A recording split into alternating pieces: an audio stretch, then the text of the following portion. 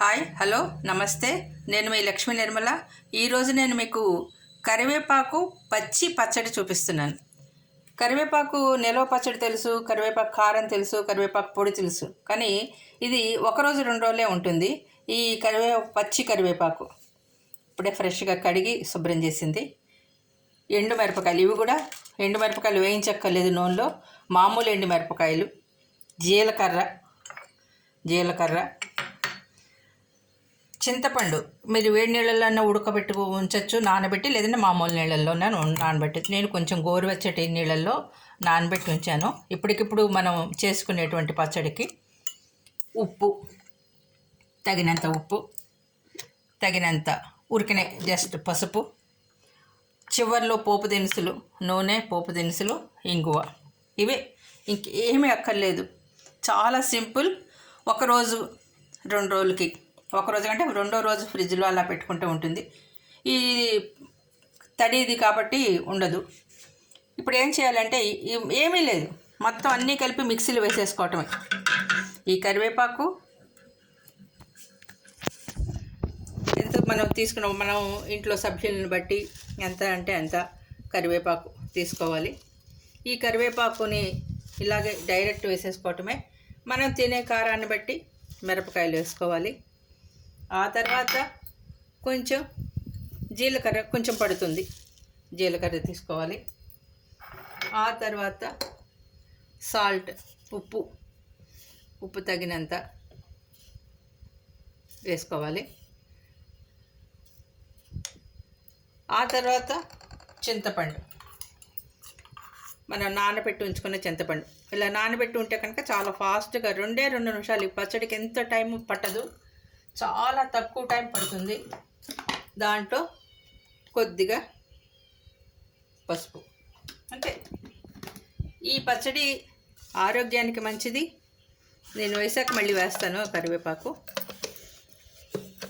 మనకి డైజెషన్కి, జీర్ణశక్తిని పెంపొందించడానికి చాలా మంచిది. అలాగే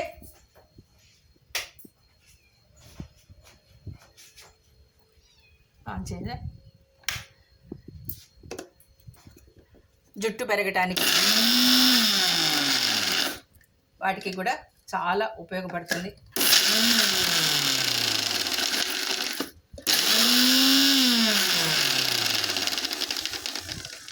ఇది గోరింటాకు లాగా కొంచెం తిరగటం కష్టం, ఏమీ లేదు, అంతే. కొంచెం ఓపికగా చేసుకుంటే చాలా చాలా బాగుంటుంది.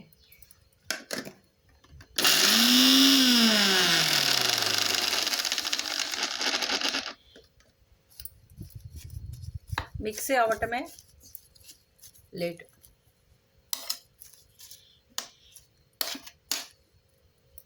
ఈ కరివేపాకు వాసన,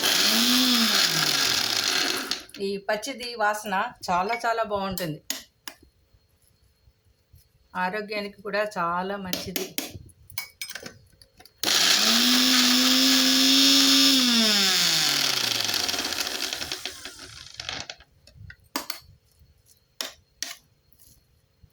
కొంచెం చింతపండు నీళ్లు మనం పోసుకుంటే కొంచెం గుజ్జుగా వస్తుంది.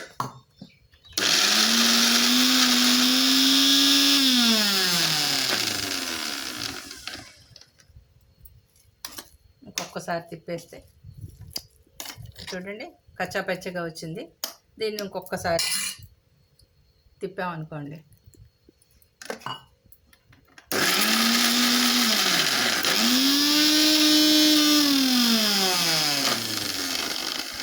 అసలు ఎంత మంచిదో కరివేపాకు.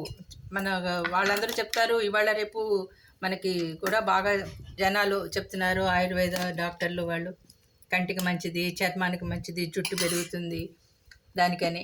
అలాగా ఇదిగో చూడండి, చాలా ఫైన్గా వచ్చింది. దీన్ని మనం తీసేసుకోవటమే. ఒక బౌల్లోకి తీసేసుకొని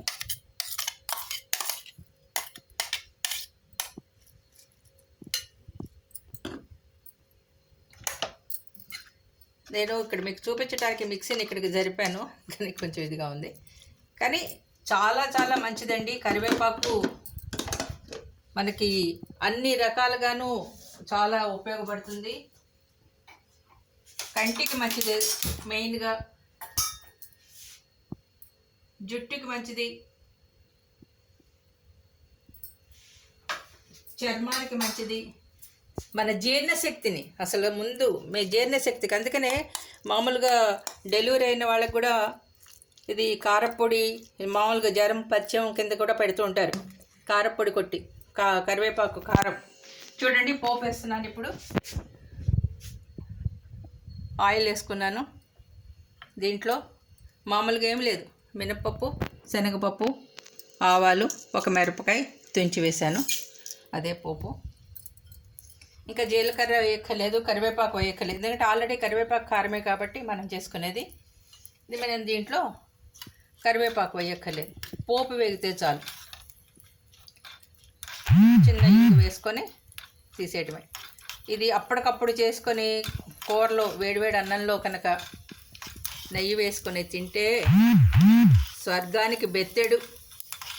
ఆ చిన్నప్పుడు అలా అనేవాడు, స్వర్గానికి బెత్తెడు అని, ఏదైనా కూర బాగుందా చేసిన. ఆ పూర్వం రోజుల్లో పెద్దవాళ్ళు అనే మాటలు. కరివేపాకు ఏ రకంగా తిన్నా, పొడిగా తిన్నా, ఎండిపోయి పొడి చేసుకొని వేసుకొని తిన్నా, కారపొడిగా తిన్నా, నిలవ పచ్చడి తిన్నా, ఇలా పచ్చి పచ్చడి తిన్నా, కరివేపాకు మాత్రం చాలా చాలా మంచిది. కొంతమంది నిద్రలేస్తూ పొద్దున్నే ఒక కరివేపాకు రెమ్మ తింటారు, కొంతమందికి అలవాటు. ఇంగువ మాత్రం పడాలి కదా, ఇంగువ పడకపోతే రుచి లేదు. ఇప్పుడు దీన్ని మనం దీంట్లో వేసేస్తాం.